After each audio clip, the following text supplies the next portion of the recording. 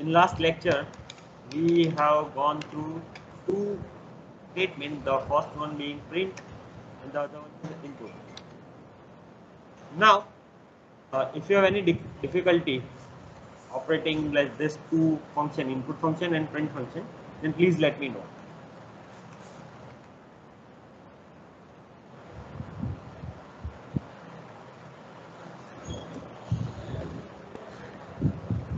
Okay, now yesterday a student from mechanical engineering has posted a one query and we'll go through that query. So he has done something like this. He has first variable, let us say a, and he is inputting something, a value of a, of b from user, and then he forming addition between this two, and then he is printing.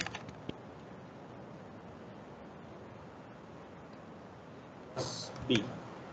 Okay, now I am going to run this program and you will see the screen. It is asking me for the value. So I am entering my first value. Second value is 3. Now, if you look at this, the answer is 23. So what is the problem? It should be 2 plus 3. It should be 5, and right now it is showing 23. So this is the not correct answer. This is something else. Can anyone point out what is the issue? Sir, it considered as a string. Sorry? Sir, both It A and B are considered as a string. AB. It considered as a string when we input. Whenever you are using an input command, the input taken from user is always in string type. String type matlab, if let us check the type of variable A. So you can see it is string.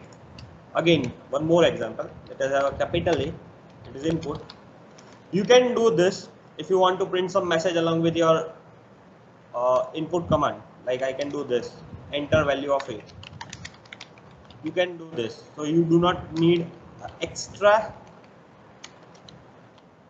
line of code, that print code, print enter value. I should not write that. I can directly put the message over here. Now if I press enter, it is asking me for the value. Now I'll enter value, let us say 67. Okay, though 67 is number, but as I have used this input function, whenever you use input function, the variable has this number as a string and not a number. So this is basically a string. Let us check that. So I will go type A. It is showing me this is string type. So whenever you use input command, it consider it as a string. So what happened in our program? We had two variables A and B. Both variable has been asked from user. So that two are in string, and then you write this command A plus B. So when there are two string and there is a plus sign, so rather than performing an arithmetic operation, what it will perform is concatenate. That means it will merge the two strings. Okay. Suppose I am running this program one more time. Now let us say I am writing Jignesh. Second one is Patel. So it will print something like Jignesh Patel. So it is actually a concatenate command. So it will merge two strings and print the result. Okay. So this is the issue. Whenever you are using a variable, whenever user enters some value to input function, it considered it as a string. And suppose we wanted it to be a number. So what can we do is, okay, I have three examples. First is this, print E232. Okay. First is this E283. So basically it will print this two. Now when you have a comma and when you have this plus sign, that two will different. That two are different things. What is the difference? I'll show you. In first case, when you put a comma, what it will do is print EE space 283. Whenever you put a comma, it will automatically add a null space in between two strings. And when you use this operation, at that time you are concatenating. that means it will basically merge this two string and the output would not have any space. So you can see it is EE283 without space, and when I use a comma in between, it is EE283 with one space. So whenever you use the comma, it will add a space. Now you cannot always use this operation. If both the variable are string, then and then you can concatenate, otherwise it will have an error. Let us say in this case, I have a variable a, value is 283. This is not user defined value, this is directly I have written this value. That means variable a would be in integer. Now I have this string, I am concatenating it with integer value. So what I'll get is error. Traceback no sysint call, that there is an error here. You can only concatenate string, not integer. Okay, so this is the issue. So it is not advisable to use this concatenation operation each and every time when you print. Rather use a comma. Okay. Now this is an issue and we want to solve this issue. So how to solve this issue? That issue brings us to a new topic, that is typecasting. What is typecasting? Typecasting is basically having a variable in one type and convert it to some other type. For an example, here our variable a, right now let us see type of a.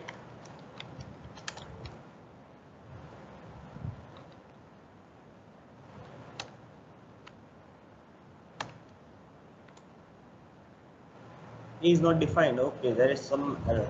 Okay, let us have one more time. Input and number. I'm entering 45 as a number. Value of a is 45. Whenever you print this type of variable, you will see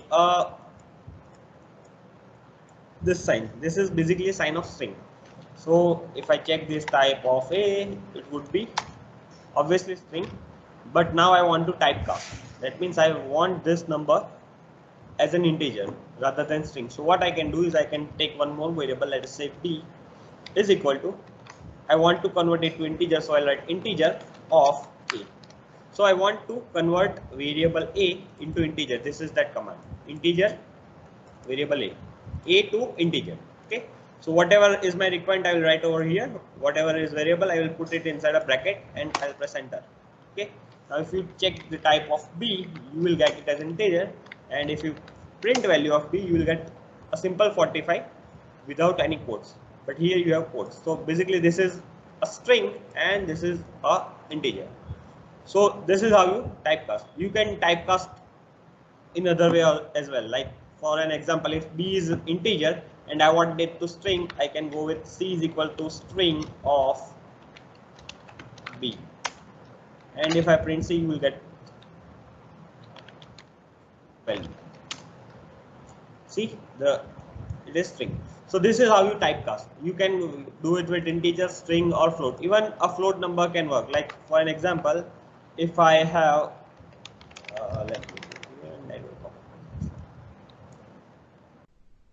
suppose I have number 2.356. Okay, now it is basically looks like a float number, but still we has used input function. That means variable a would be in string. So this is basically string. Let us check that whether it is string or not. Let us also check the type of a, and it is string. Now I can convert it in either integer if I want. I can convert it in float type. So I'll write float of, and I'll get value of b as 2.356. If you check the type of b, it would be. So this way you can use typecasting. Typecasting is basically converting a variable of one type to another type. Now we should not waste two variables for this simple task. Like I am having one input over here and then I am converting it in b and then storing it in b. Rather than that, what I can do is I can directly put a is equal to integer of input of, let us say, enter a number, and bracket So what I have done is I am asking for input here. Whatever is the input will get in here. That will be converted to integer typecasted and then it will be stored. That means if I run this command and if user enter some value, it will be directly in integer. Let us say 45 again. Value of a, you can see it is 45 directly. Let us check type of a. You can see it is integer. How we have done it? Along with input function, we are using typecasting function. So I am using this syntax. Integer of input of enter number. This will ask the value from user. Whatever user enter, that would be in string. That string would be converted to integer. But now you will face one problem while using this. Like for an example, I'm running this code again, and now I'm entering my name. Let us say I'm entering E. You'll get a traceback error. Why this error occurred? Because we have entered this as a string EE. E is string and you cannot convert it into integer. Numbers can be converted to integer, string cannot be converted. That's why it created invalid literal for integer with base 10 EE. That means this is not a number and that integer function cannot work on this number, this string. That's why it has created an error. But if you enter some number, it won't generate any error like I can this. But if you again put a float number, something different will happen. Let us say one more time, I am putting a float number. So what it has done? It has generated an error. Why? Because this is a number which is in float type. Though it is string right now, but it cannot convert this in directly float because this is not a base 10 system. Base 10 system has only this whole part and not the fraction part. So this is how you can typecast. This is called typecasting. You can go from integer to float, float to integer, or string to integer, integer to string, or even you can go from float to string. Okay, clear? So this is how work typecasting. And now, if you see this is the same example. I'm entering two value 4 and 6, and I'm adding that number c is equal to a plus b, and when I print c, it is 46. Why? Because I have not that typecasting function. So 4 and 6 both are in string, and this is a concatenate operation only. So this is a concatenate operation, and whenever I print c, it will be a text. Both string will be merged in single string. So this is how you can typecast. So this is just a basic function what typecast do. We already seen that how to typecast. Okay, so this was from something related to last lecture, and now we'll start a new topic, that is conditional execution. Conditional execution is to have like if else or nested if else or chained if else, where you have if else and then again if else and so on. More than two conditions when that is possible. So how to write this conditional execution and why we need that? Suppose you have a program like where you have to check whether the number is positive or not. Let us have one variable. Let us say x is equal to 34. Now I want to check whether the value of x is a positive number or a negative number. I want to check that. So what we can do is we can use if operation. So how to perform this kind of task? So let us say x is equal to 34. Okay. Now I want to check whether this number is positive or not. So we know that if the number is positive, it would be equal to or greater than 0. So what I'll do is I'll check this number. If number is greater than 0, then it would be positive. So I will write if x is greater than 0, then number is positive. Now I'll run this command rather than this. Let us say integer import enter number. Okay. I'm asking user for some number and I am checking whether the number is positive or not. I'm running this code. So it is asking for number 45, number is positive. Let us run one more time. Now I will write minus 56. It has print anything. Why? Because the number was positive, number is negative, and I am only checking for a positive number. So this is how your if performs. Now how to write a if statement, that is also an interesting part. Whenever you want to write some statement like if statement or for loop or while loop, you have to, like in C, you write something like this. I put a opening bracket and I put closing bracket where my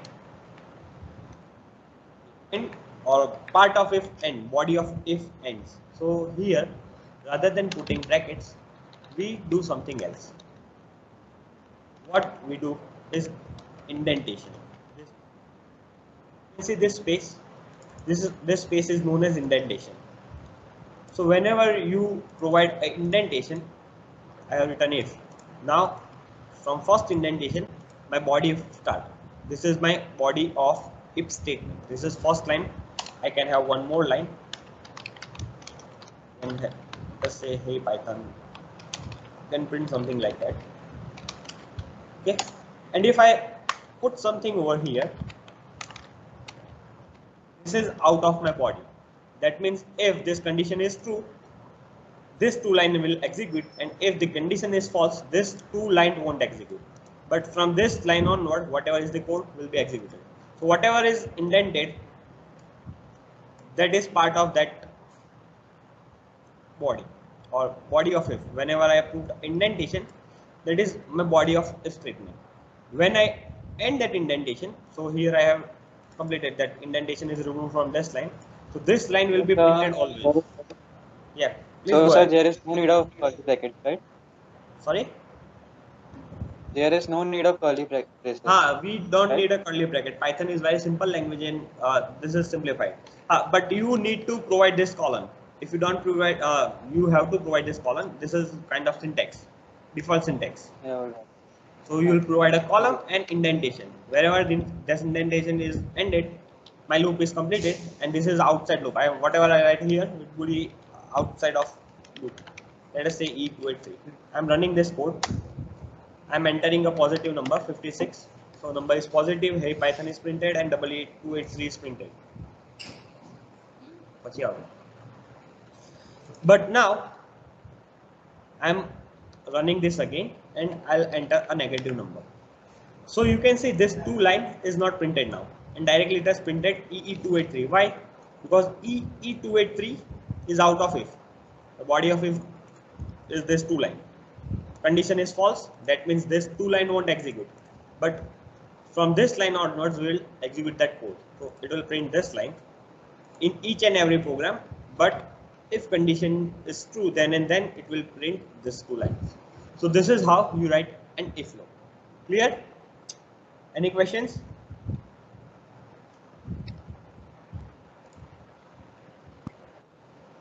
Sir, Yeah, please. sir, what if we need to write two conditions in each statement?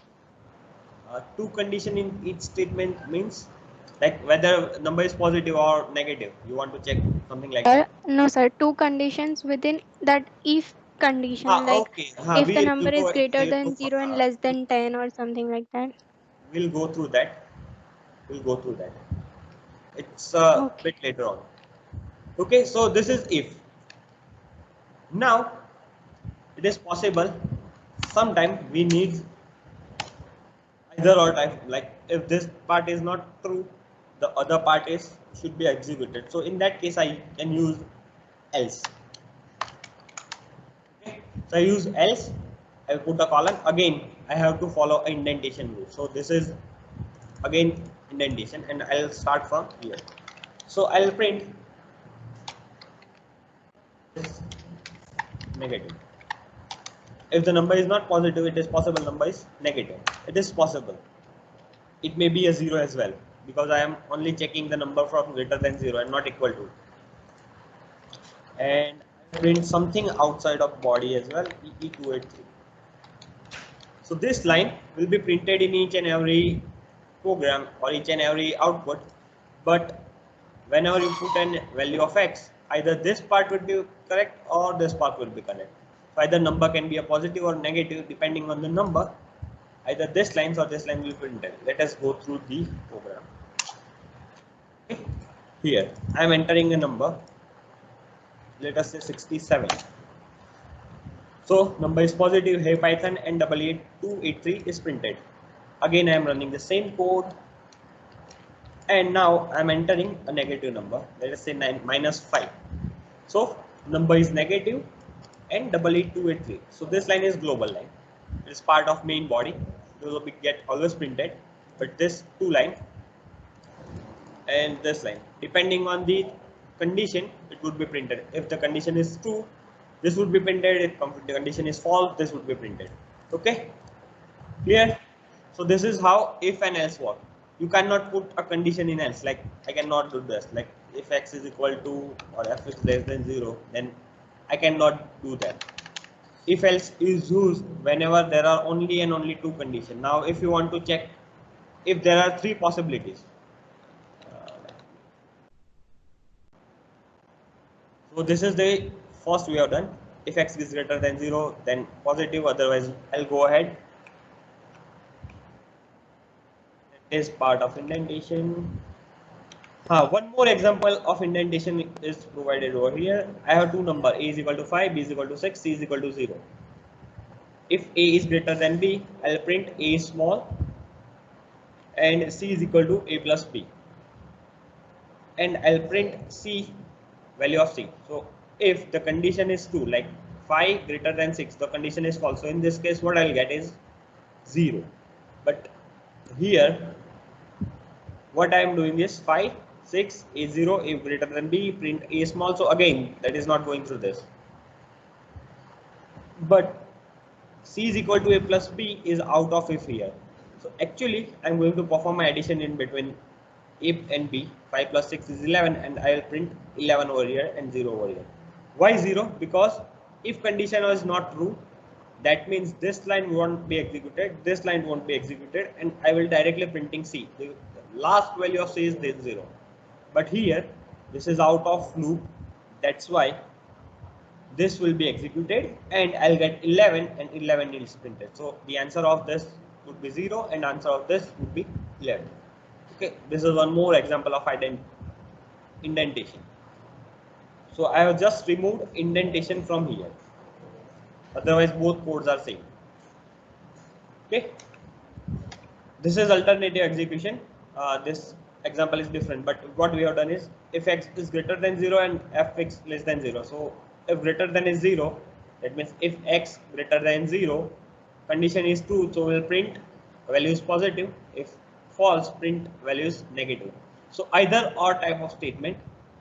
So you can also perform odd even operation by having this arithmetic, this operator, that is modulus. It will give you a remainder. Now, what if I have three conditions?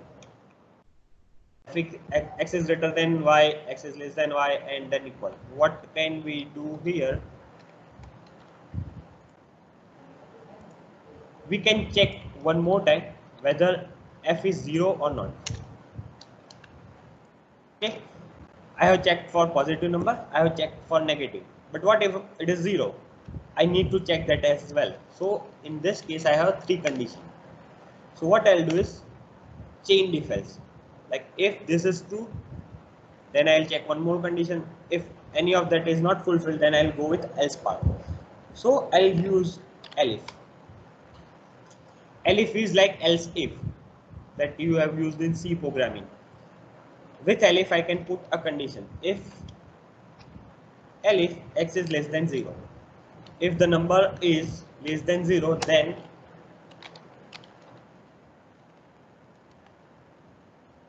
would be a negative number. If this condition x greater than 0 is false, x less than 0 is false, that means number is 0. In this case, I'll print number is 0. Mathematically, I am not correct because 0 is considered as positive number, but this is an example. I'll run this code. Okay, I am entering a number. Let us say 56. It is positive. I am running this code one more time. I am entering -56. Number is negative. Okay, this one was positive. This one is negative. Now I'll enter a 0.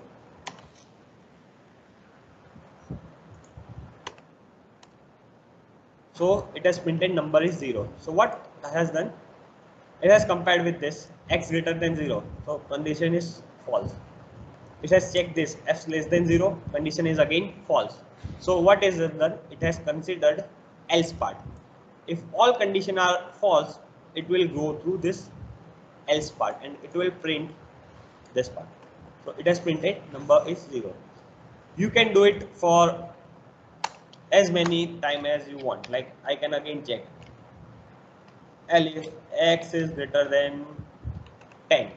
Okay, I can do this like x is less than 5.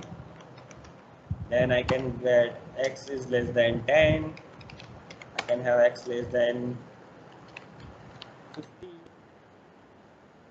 Number is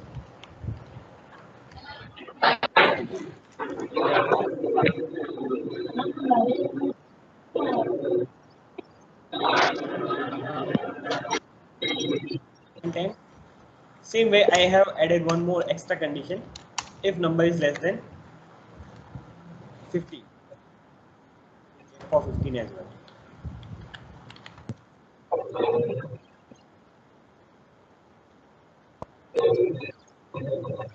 And if all these conditions are false, number is 0 or negative.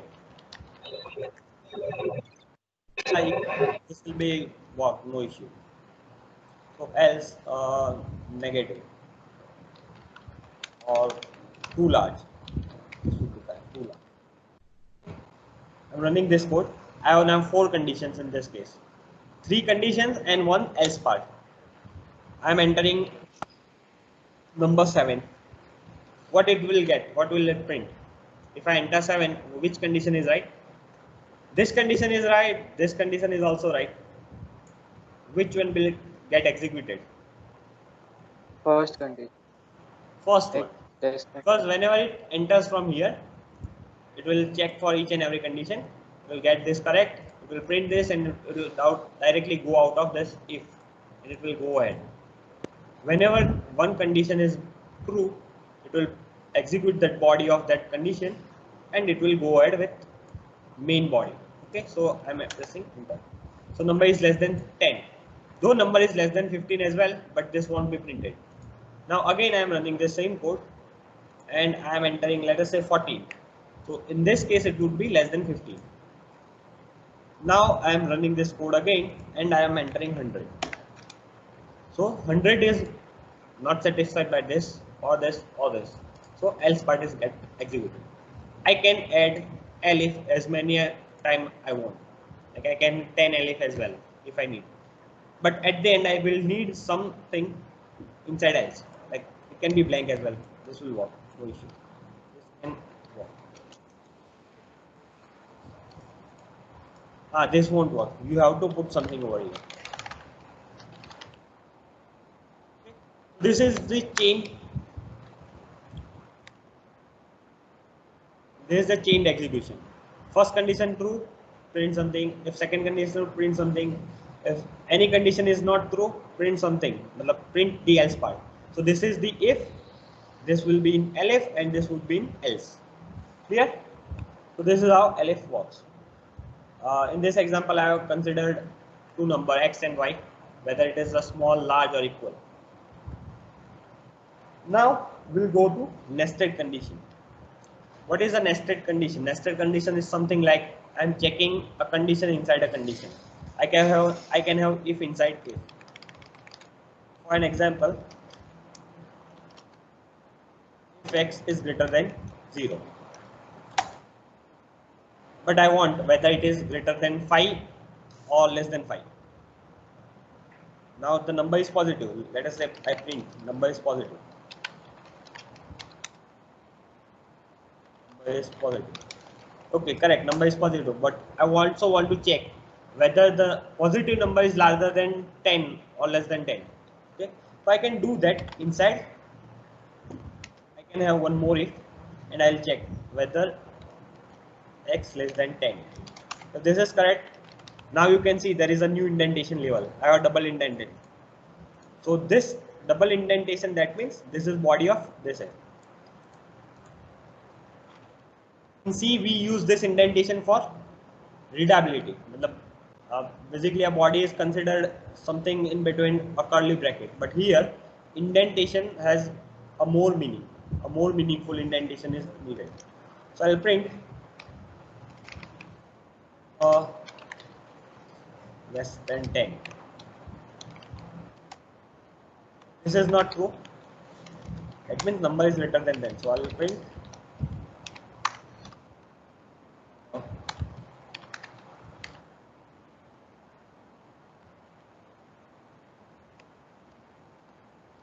same I can do with else part. Let us first execute this, then we'll go with else part. Else print negative. I'll run this program.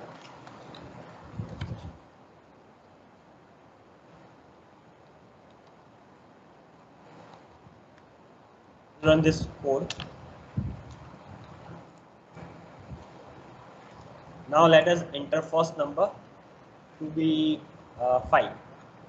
Okay, so if I enter 5, it will come here the 5.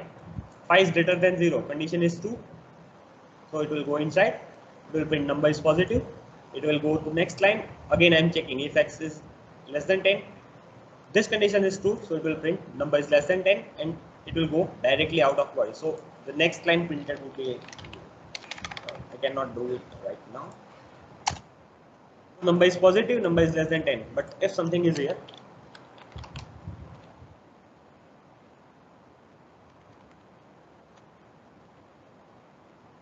or rather,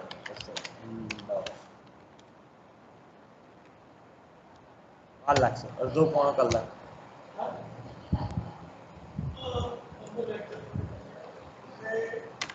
साढ़े दस बजे. Okay, so you can see end of program printed. So actually whenever this condition is true, it will directly print this line. It will directly come out of main if. This is my main if else, and I'll get this line printed. It won't go here, it won't go here. Why? Because this condition was true, so this else won't be printed. This condition was true, this else won't be printed. So directly after printing this line, I'll get this line. Okay. Let's have a number larger than number is greater than 10. Okay, so it has gone from here. 11 is greater than 0, number is positive. 11 less than 10, false. This condition is false, so this won't be printed, but else part will be executed and number greater than 10 is printed. Now have one more time execution of the same code, and I'll enter a negative number. So it has just printed a negative. That means condition is false. It won't go inside here. It will directly print this. This is an example of nested if else. If inside if. Okay, I can do this for else as well. You can have something like this in else.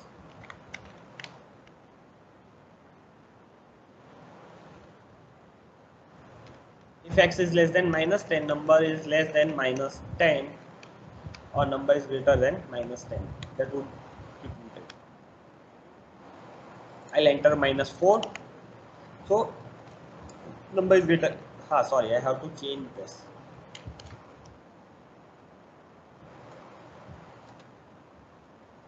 Again, I am entering minus. So number is negative, number is less than minus 10. So it has gone from here. Condition false, so it will go to else. Print negative. It will come to next line.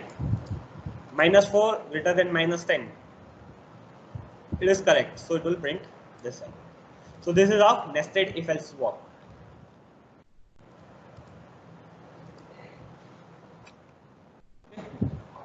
First we'll check one condition. Inside that condition, if that condition is true, I'll check one more conditions inside that first condition. This is how nested if else work. Okay, that this is the chain reaction, either kind of thing. Here we'll check first condition. If it is true, we'll check one more condition. If true, we'll either go through this path or this path. Okay, so this is a nested if else. So this is how you can use if else. First we have learned if, then covered if along with else, then we have covered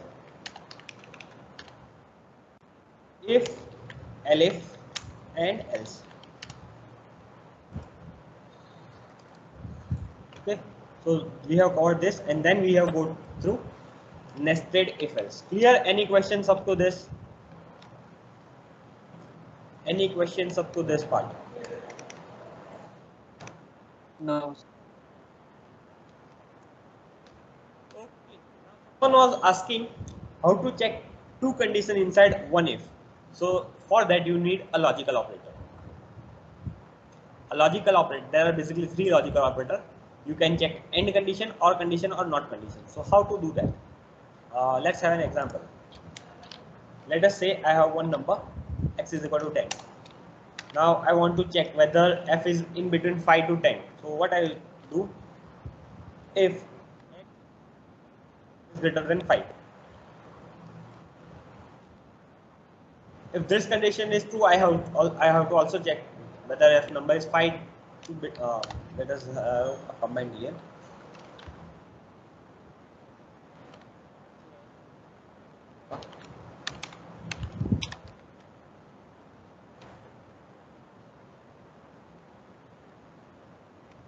I want to check this. So first I have done if x is greater than 5. Okay, so one part is completed. If the number is greater than 5, I know that. But it must be less than 15 as well. Number should be less than 15 as well. If both the conditions are met, then and then I can say my number is in between 5 to 15. Okay, so I have to check two conditions in single statement. So how I have to do that? So first I'll check this condition. If this condition is true, then I will check one more condition by putting an and over here. Okay, if x is greater than 5 and if x is less than 15. Both conditions are true, then and then I want to print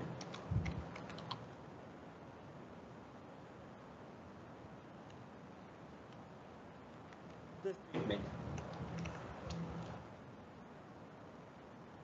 Number between 5 to 15. Else I will print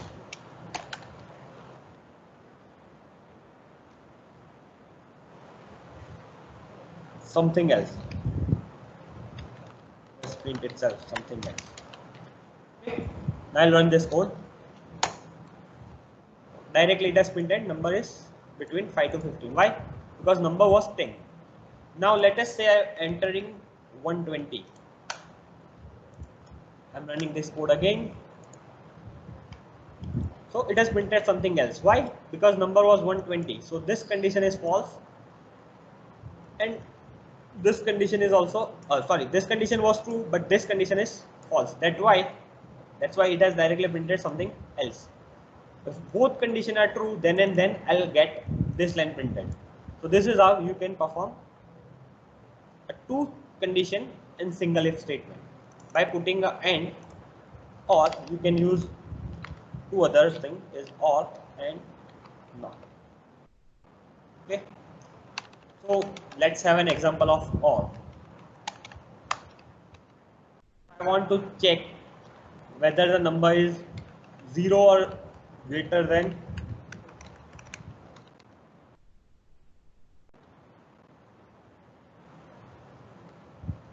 if number is 0 or greater than 0, then number is positive.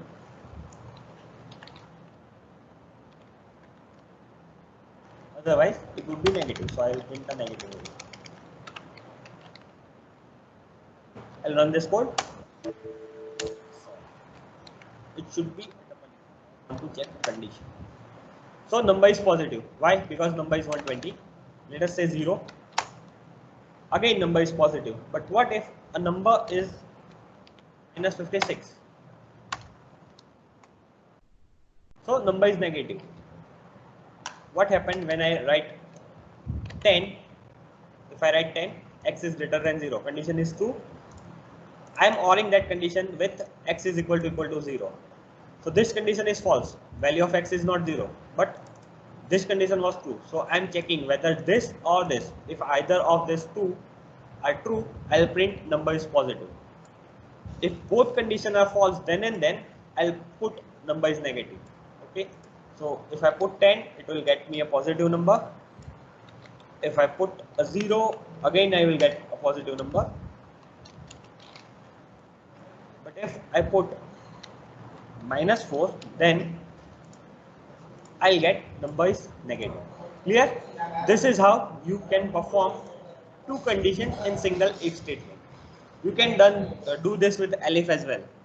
Okay, whenever you perform a logical operation between two conditions, you can use and or not. And or not. Okay. A and B both are true, then and then something would be executed. If either of these two are true, then all condition would be useful. Not A and B is false. This means this is a little different. We'll go through this in later class when we go for programming, a deeper programming. Okay? Because in this case, something else will happen. We'll go with example in this. Okay? This is kind of complement. Clear? So these are logical operators. We have done this. You can check a single digit number or not. This is just an example that we have seen. Clear?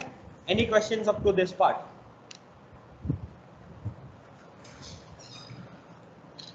No, sir. Need some more reply. No, sir. No, sir. No, No, sir. No, sir. No, sir. No, sir. Okay. No, sir. So we'll go through next part, and there are iterations. So you must know while loop and for loop. Why you need while and for? To have iterative steps. Like I need to execute something more than once. Then I cannot write a program number of times. In that case, what I'll do is I'll iterate through that program for number of times. Like if I want to add some number 5 times, like I have a number a is equal to 4. I want to add number a 4 times. So what I can do is a plus a. Okay. Okay, I want to add one more time, so I can do this. Again, I want to add, I have to do this. So this is iteration. I am performing same task number of times. Rather than doing it this way, what I can do is I can iterate through this. So I'll have a loop which will execute number of times. Like if I want to perform this operation 10 times, I can have a loop which can iterate it 10 times. Okay? This can be C as well. No issue. This can be C. C is equal to 0. So this will perform number of times. So rather than doing it this way, this is a laborious way to do this. I can have a loop which can go through this. So how to do that? So let us say I want to add number a 4 times. I want to add number a 4 times. Add number a. This is my task.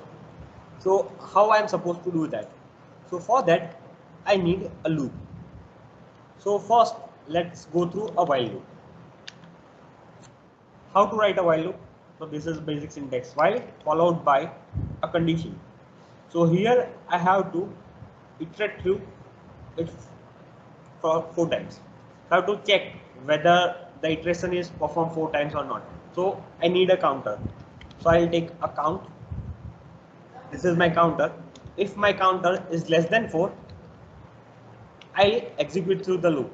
And if my counter is greater than 4, I'll end that loop. Having a counter as 0.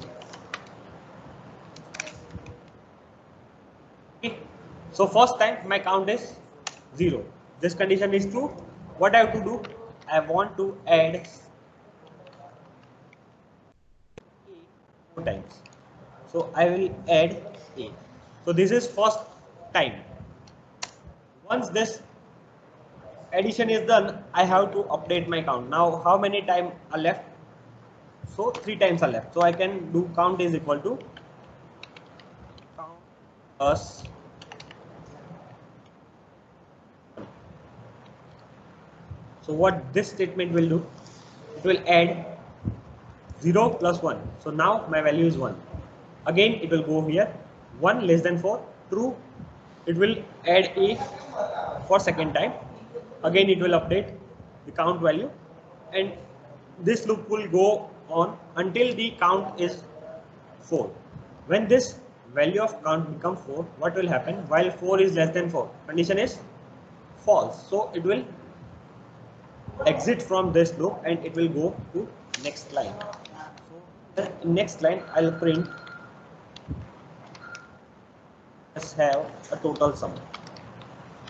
Total sum of A 4 times is equal to, the answer is C. Okay. So this is how it's done. I'll run it once, then we'll go through it again. Sorry. See, there is a traceback error. Whenever error occurs, it is basically a traceback, and you can also read the name of error. Most of the time, it is possible you might not understand it, but here name C is not defined. That means this, you can see the capital C, and what I have used there is small c. This is small c, this is small c, but this one is capital. That's why this C is created error. So variable in Python are case sensitive. Keep that in mind. Variable in Python are case sensitive. I'll run this. So total sum of A 4 times is 16. So basically the value of A, let us have some different value. So value of A 4 times is C. That means if I add 2 4 times, that 2 into 4, that is 8. And my answer is 8. So this is how you perform it. I am doing a same thing, but rather than writing it number of times, C is equal to C plus A, I have to write 4 times. Rather than that, I'll perform it through a loop. So this is how you perform iterations. Now if you want to check the updated value after each interval, you can do that. Let us see, I will print it. Okay, we'll print 2 values. I'll first print value of A.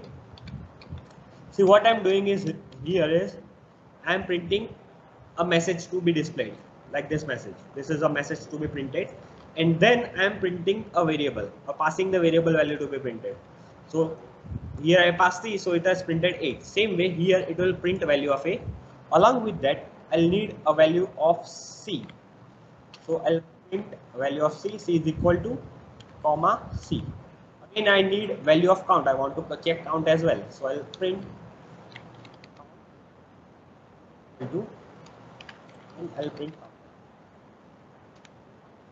Just print this. So you can see initially it started with 2, value of C is 2.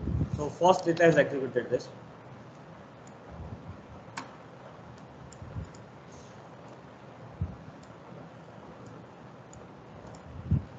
Let me close this window and I'll run it again. Okay. So here initially we started with this. Count is 0. Initial count was 0. It had entered first. So now value of C would be, initially C would be 0. So 0 plus 2. So value of C is updated to 2. Count was initially 0. So 0 plus 1, it has updated to 1. So you can see value is 2 and 1. Now we are printing that value. It will go again. Now count value is 1, C value is 2. These are the updated value. So again 2 plus 2, it will print 4, and 1 plus 1, it would be printing 4. Now you can see it has printed count is equal to 4. But when count is equal to 4, it will come again here. 4 less than 4, condition is false. That's why it won't execute that lines. So rather than giving C is equal to 10, I would be ended with C is equal to 8, because I am checking condition before entering in the loop. So you can see this is an entry control loop. You must have come across this kind of term, entry control and exit control. Entry control loop are the loops which will check condition first and then execute whatever is inside the body. Exit control are something different, and in Python we do not have that exit control loop. we have enter control loops only. So this is how it done. It will go through this 4 times, and then after 4 times, the 5th time this condition would be false, and due to that this part won't get executed, loop is ended, and directly it will come to this line and it will print this forward. Okay, so this is out of body, so this line would be printed only once, but this print is inside the body. How you can tell that? With this indentation. So here indentation, whenever indentation level is same, this is the part of this while. So whenever condition is true, this 3 line will be executed, and I am printing this line 4 times. So you can see first, second, third, and fourth. 4 times I have printed this values. But this is executed once because this was out of loop.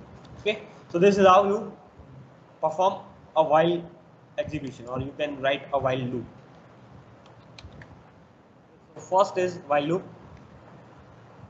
This is one more example. N is equal to 5 if n is greater than 0, print n is equal to n minus 1. So this is just the counter. I am printing a counter value.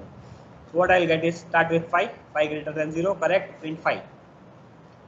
5 is equal to 5, n is equal to n minus 1. So 5 minus 1, 4, n is updated with 4, 4 greater than 0, again it will print 4, so on. So it will go up to 0. When it's 0, 0 greater than 0, false, I am done.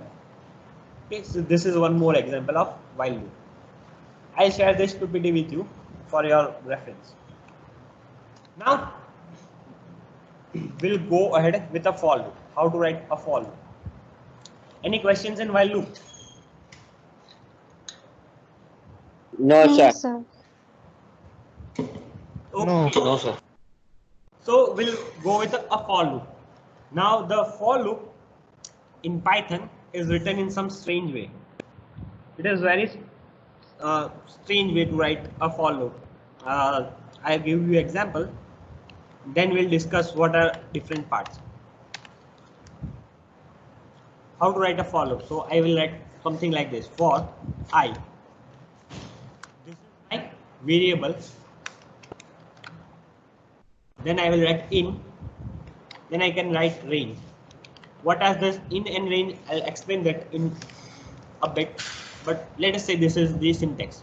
For I in range 5, and then I am printing value of I. I am printing value of I itself. Okay. So what basically do? Let us have a simple example first. Rather than range, I'll provide a. What I am writing right now is called a list. I'll write 0, 1, 2, 3.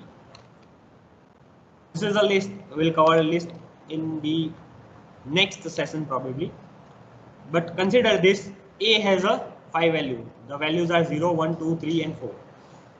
So this for loop will have I in A. What does that mean? For each I presented in A, that means initially I'll start with 0. Okay.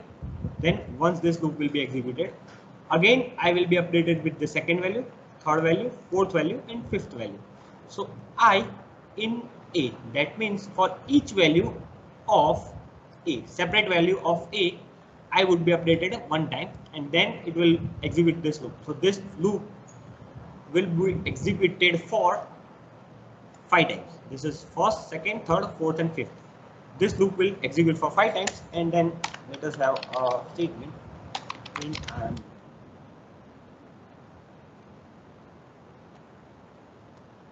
run this. So you'll get to know what we have done is you cannot check a condition in this for loop. Like you used to check conditions in a C, but here for is in strange way. Like strange is then strange in this sense. You cannot perform a condition check operation. What you do is in C programming is this: for I is equal to 0. Then you will write I less than 10, and then you write I plus plus. So you can have a condition checking statement and arithmetic operation in conventional for loop that you have like studied in C programming.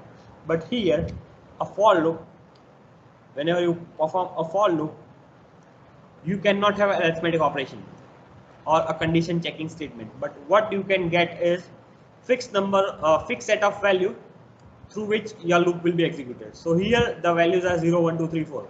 Okay. Suppose I don't want to print A and I want to do something else, then you can do that as well. But what here is happening, initially it will start with first element of list. This is my first element, that is 0. So for I in A, so it will get a first element. So I will be 0 for first time. I'm printing I, so it has printed 0. Okay. Now again, once the loop is executed, it will come in for second time. So second time again, value of I would be 1. Third time 2, 3, and 4, and so on. Now once this list is completed, now it don't have any extra values to print it. So this will automatic itself. The number of elements inside a list, that number of times this loop will be executed. Okay, I can do some other task here. Like if I don't want to do this, I want addition 4 times. I can do that. C is equal to C plus A. Okay, I have to open.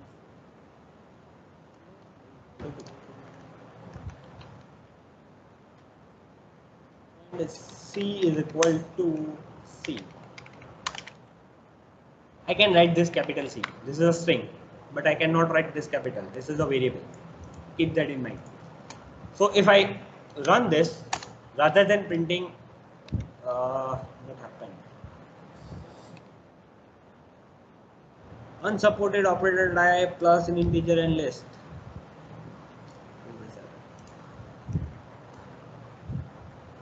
Okay, sorry. I have done a horrible mistake. This should be P. Okay, so how it happened? First, second, third, fourth. Now if you don't want this to be 0, 1, 2, 3, 4, I can have 4, 10, 5 and 3. But these are 4 values, that is important. These are 4 values, that's why this for loop will execute 4 times. Okay. Result would be same, no change in the result. But if I print value of 5, you will get different sets of values. So initially it is 4, then the value of I is 10, then 5 and then 3. Clear? Clear? Any doubt? No, Yes, sir. sir. This is the only way you can write a for loop. Sir. Yeah. Sir, what if, for example, A equal to 5 and we want values like 5, 4, 3, 2, 1, like decrement and follow. We can do that. It is very easy. Like I can have this. There is simple way. We'll come to that, but I can do this. No, sir. If the number is just A equal to 5, not this type of array type, just a number A Okay. equal to 5, then we We'll go want in 5, 4, range. 3, 2, 1. That is related to range. Okay. So this is a simple way to explain you what I'm doing. Now, rather than writing this 0, 1, 2, 3, there is a simple way to write this same thing, and that is range command or range function, not command. I'll write a range function and I'll put a 4. Whenever I put a range 4, that means default range will start with 0. So first element would be 0. So I value, first value would be 0. Then it will increment it by 1. So 1, 2, 3. It won't include this value, whichever you are written here. If I write 4, the values will be actually 0, 1, 2 and 3. Let's run this. We will come to this. Okay. So what here I get is 0, 1, 2, 3. I am printing value of I. So value of I is basically 0, 1, 2 and 3. I am writing range command. Range is 4. And when I write range is 4, a default increment step is 1. So it will increment each value by 1 and default start point is 0. Okay. So by default it start with 0, increment by 1. So 0, 1, 2, 3 and 4. 4 was the last value, but 4 is not part of the list. Okay, so 4 will be executed. Whatever number you write here would be executed. Like suppose I will write 10. Again you can see 10. It will go up to 9. It won't print 10. Write 2. It will execute for 2 times. Okay. If I want this to be run 5 times, what I have to do is actually write 5. If I want my loop to run 5 times, iterate through 5 times, I have to write 5. If I run this, so I'll get 10. 2 into 5 is 10. Clear? So it has run it through 5 times, though 5 is not included, but its starting is 0. That's why this is iterated through 5 times. Okay. Now, if you don't want to do this, you want some different thing, like you don't want to start with 0. In that case, this range function has some other parameter. What are the other parameters? Is you can write a start point, you can write a stop point, and you can write step size. These are the 3 parameters that you can pass. What does that mean is I can decide my start point. Default start point is 0, but if I don't want to start with 0, I can do this 1, 5. This and run this loop. So the values are starting with 1 and not 0. Initially we were starting with 0, but now you can see 1, 2, 3 and 4. Clear? So this is my starting point. I am declaring starting point. Same way I can declare a step size. Rather than incrementing by 1, I want to increment it by 2. I can do that. I'll increment. So now I'll start with 1. Okay. First value is 1. Increment step size is 2. So it will give it 1 plus 2. That would be 3. And again 3 plus 2, it would be 5. But 5 is the stopping point, so it won't include 5. But if here it would be 6, it will include a 5 as well. Okay.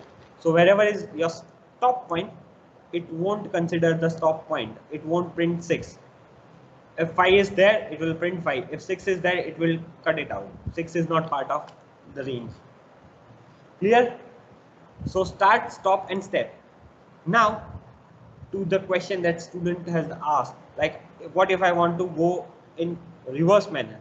I can start with 5. I can stop at 0 with step size of -4. In this case, I'll have this 5, 4, 3, 2, 1. Yeah, again this loop will be executed for 1, 2, 3, 4 and 5 times. Okay. If I write here 1, it would be executed 5 minus 1 4 times. 5 is included. Starting point is always included, but the end point is discarded. So you can see up to 2. 1 is discarded. Okay, you can do this -2 as well. You can do 5 and 3. 1 is not part of this. So this is a range command. So wherever I want to use the for loop, I'll do this for I in range. Okay, I'll define my range. Suppose I was asked to perform addition B of 4 times that we have done earlier. So a simple way of not going in this all parameters, what I'll do is, and I'll be having that addition of B 4 times. This B added 4 times, so 2 into 4 is basically 8. So this is how you loop write a for loop. Clear? Clear? Any questions? Clear. Anyone else? Any question? No, sir. And you can read it through like simple English. I in range. So basically in is basically a keyword, but what does the in literally means in English is same for the Python. Okay. Let's go through one more example. Don't need this. You can run this on syntax as well. Like I can run this on Python. So it will go through each value of this string. So first value of I would be P, then Y, then T, then H, then O, and then N. You run this. You can see Python is printed. So you can run this in string as well. String can be through a variable as well, like 88283, and I put a B over here. Same way, I run this for loop through a variable. you can do this as like I can declare a range over here, no issue, I can do that. But if you try to print B directly, like I am printing B,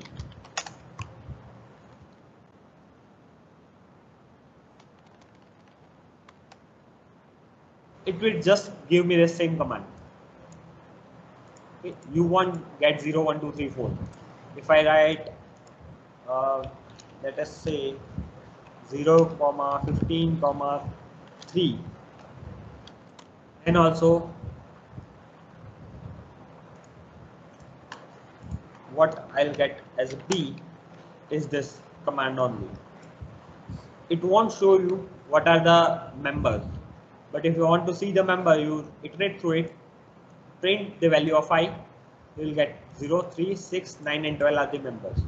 These are the members of this range. Clear? So this is how you write a for loop. Now this in keyword, other than for loop, you can use this in keyword for some other task as well. Let's see that. So this is example. Are two example. One is with a list and the other one is a string. This is a list. Range 5 is always create a list, though we cannot see that list. Okay. This is a in keyword. So in keyword is used in two ways. One is for loop. We have already gone through this for loop. The first way to use in keyword. The second method is use it to check whether something is part of something. Like here, I have created a basket. In my fruit basket, I have apple, mango, banana, and guava. Okay. Now, I am asking a user to which fruit he want to eat. So user will enter something. Okay. For an example, he had entered an apple. So now I have to check whether apple is in basket or not. So what I will do, if fruit is the name of variable. So whenever a user input apple, so apple is the name of fruit. Apple is the name, variable name for the apple is fruit. So basically fruit is substituted by apple. So if apple in basket, so do you see apple in basket? Okay, yes, I see it. So we'll print you can have a fruit. Again, the fruit is the variable. So in this case, it would print an apple. So which fruit you want to eat? I have entered apple. You can have apple. Okay. If I enter something else, let us say I have entered a grape. Again, value of fruit is grape. If grape is in basket, what is the answer? No, because we have apple, mango, banana, and guava. So that is not present. So this condition is false. So I'm checking a condition using this in statement. If something is present in this thing, you can do that with string as well. Let's have an example. Let us have A. A is equal to A, comma B, entering three strings A, B, and C. I'm asking a user for a value. Let us say this is X. I'm asking Y is equal to input, enter character, enter. User will enter a character. I'll check whether if the character is present in X or not.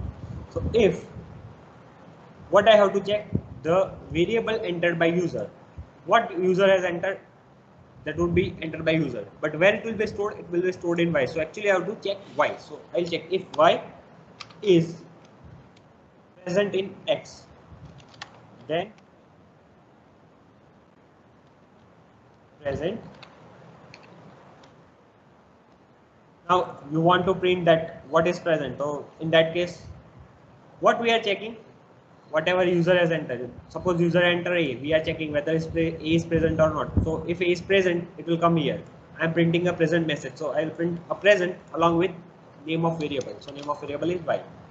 So if I write Y, what will be printed? Actually, A would be printed. Okay. I will write else print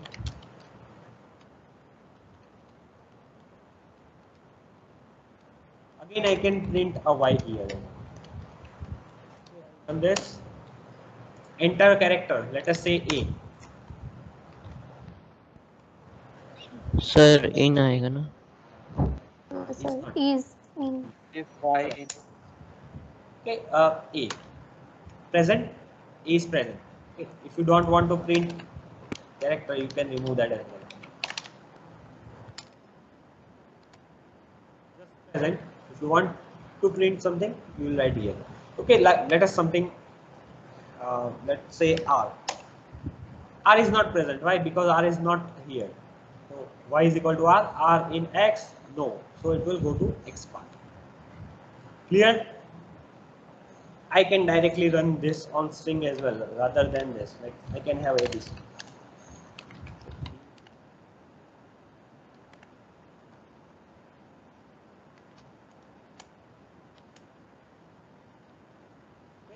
Rather than simple elements, I am using a string. Like I want my name. I want to check whether a character is in my name or not. J is there. Okay, I'll run it again. R. R is not there in my name. I can do that. Okay, so either whether it be the string or an element or a number, like you can do 1, 2, 3. Okay, I'm running this code, and someone has to answer me what would be the output. Okay, I'm entering a character 1. This is the code. You can check the code. What would be the answer? Let me ask to someone. Harsh, 19 BCA 108. Can you answer this Yes, question? sir. Yes, sir. This is the Present. program. I am entering 1. What would be the output? Present. Present. Okay. Okay, Aditya. Aditya. Yeah. Aditya, Yeah. what would be the answer? Present or not present? It will be one present. Present. Okay. Anyone who say not present?